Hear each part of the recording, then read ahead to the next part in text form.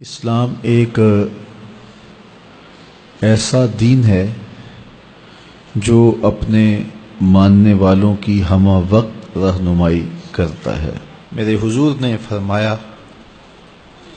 انما انا لکم مثل الوالد، میرے غلاموں میں تمہارے لیے باپ کی جگہ پر ہوں۔ جب تم میں سے کوئی واش روم میں جائے تو پہلا اپنا بایاں قدم آگے رکھے۔ تو جس طرح ایک باپ اپنے بیٹوں کو سمجھاتا ہے، بڑی سے بڑی بات بھی سمجھاتا ہے اور چھوٹی سے چھوٹی بات بھی سمجھاتا ہے، تو میرے حضور نے فرمایا کہ میں تمہارے لیے باپ کی جگہ پہ ہوں، تو تم واش روم میں جاؤ تو اپنا بایاں قدم آگے رکھو کہ میں تمہیں ہر طرح کی تعلیم دینے آیا ہوں۔ میرے اور آپ کے آقا و مولا حضور نبی رحمت صلی اللہ علیہ وآلہ وسلم نے ارشاد فرمایا سچائی طمانیت ہے، یہ اندر کا اطمینان ہے، یہ باطن کی روشنی ہے۔ والکذب ریبہ، جو کذب ہے، جو جھوٹ ہے، وہ عدم اطمینان ہے، بے چینی ہے، اضطراب ہے، ہر وقت ایک کھٹکا لگا رہتا ہے میرا جھوٹ پکڑا نہ جائے۔ تو ہمیں سچ بولنے کی تلقین کی گئی، اور یہ بھی ارشاد فرمایا گیا کہ سچ انسان کو نیکی کی طرف لے جاتا ہے اور نیکی انسان کو جنت کی طرف لے جاتی ہے، اور اس کے برعکس جھوٹ انسان کو گناہ کی طرف لے جاتا ہے اور گناہ انسان کو جہنم کی طرف لے جاتا ہے۔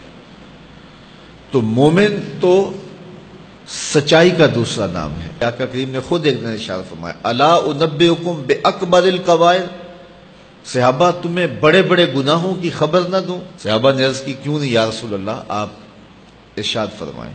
تو حضور نے فرمایا ایک تو اللہ کے ساتھ کسی کو شریک ٹھہرانا، دوسری بات کسی انسان کا قتل کرنا، تیسری بات والدین کی نافرمانی کرنا۔ حضور یہ جب فرما رہے تھے تو حضور نے ٹیک لگائی ہوئی تھی، تو جب یہ چوتھی چیز بیان فرمانے لگے تو حضور ٹیک چھوڑ کے آگے ہو گئے۔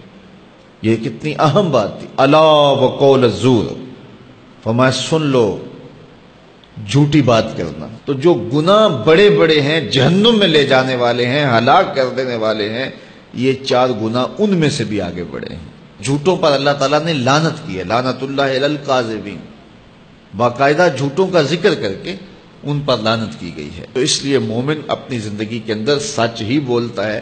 ہاں کبھی وہ ایسے مشکل وقت پہ پھنس جائے کہ یہاں اس کے لیے جان بچانا مشکل ہو، تو وہاں اس کو اجازت فراہم کی گئی ہے کہ اگر کسی عضو کے تلف ہونے کا یا جان کے ضائع ہونے کا ڈر ہو تو بعض مواقعوں پہ اسے اجازت دی گئی ہے، یا دو آدمیوں کے درمیان صلح کرانا پڑ جائے تو اس وقت آپ کوئی ایسی بات بولیں کہ یار میں فلاں سے ملا تھا، وہ تیرے بارے اتنے اچھے جذبات رکھتا ہے، اور تمہاری خواہ کی لڑائی ہے، اس کے دل میں تو کچھ بھی نہیں ہے، اس نے تو یہ مجھ سے باتیں کی ہیں۔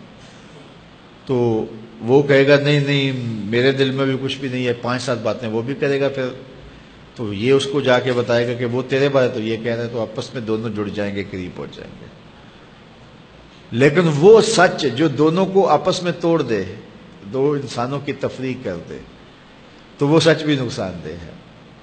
اس لیے مقصد خیر ہے، مقصد بھلائی ہے، تو ہمیں سچ بولنے کی تلقین کی گئی ہے۔ اپنی ساری زندگی کو سچ کے نور سے مزین کریں، اور زندگی کے کسی مرحلے کے اندر بھی ہمیں جھوٹ کی اجازت نہیں دی گئی۔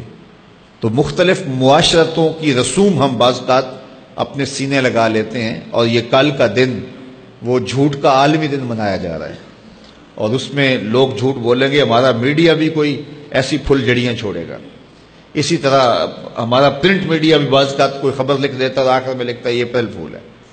میاں یہ تم خود پھول بنے ہوئے، بیوقوف بنے ہوئے، لوگوں کو بیوقوف نہیں بنا رہے، تم خود بیوقوف بن رہے ہو۔ تو اپنی زندگی کو ہمیشہ سچ سے مزین کیجئے، سچوں کے ساتھ ہونے کا کہا گیا، سچ کے ساتھ رہنے کی تلقین کی گئی۔ سچ طمانیت قلب کا سبب ہے، سچ نیکی کی طرف لے جاتا ہے، نیکی جنت کی طرف لے جاتی ہے، جھوٹ ریبہ ہے، باطن کی غلاظت ہے، اور فرشتوں کی دوری کا سبب اور ذریعہ ہے، اور رب کی رحمتوں سے بندے کو دور کر دیتا ہے۔ اللہ سچوں کو پسند کرتا ہے، جھوٹوں کو پسند نہیں کرتا۔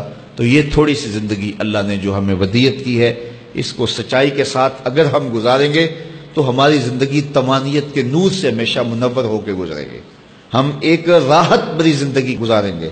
لیکن اگر ہم جھوٹ بولیں گے تو پھر جھوٹ سے ہماری زندگی کے اندر جو ہے وہ ایک تنگی، ایک اضطراب اور ایک بے چینی ہوگی جو کبھی بھی ہمارا دامن نہیں چھوڑے گی۔ اللہ ہمیں ہر مرحلہ حیات میں سچ کو نبھانے کی، سچ بولنے کی، سچی بات کرنے کی توفیق عطا فرمائے۔